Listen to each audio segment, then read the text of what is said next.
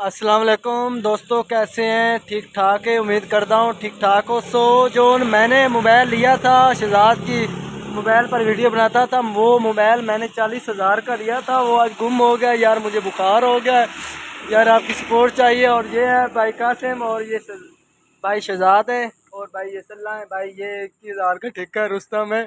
और आप सब ठीक है? आज का कैसा दिन गुजरा? आप दुआ करें हमारा मोबाइल मिल जाए। मिलना तो है नहीं, कैसे दुआ करेंगे? आप डब्बा भी वो बच्चों ने साड़ दिया है।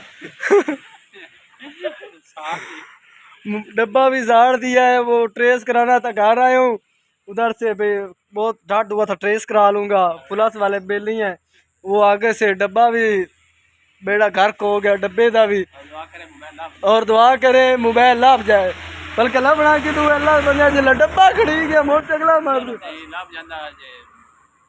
हाँ, सारे मिलकर दोस्त दुआ करे, शायद अल्लाह करे किसी को ईमान आ जाए, वो मुआवजा हो जाए। नाम कढ़ा कर क्या पता, अल्लाह करे मिल जाए। किस्मत में होगा तो मिल जाएगा।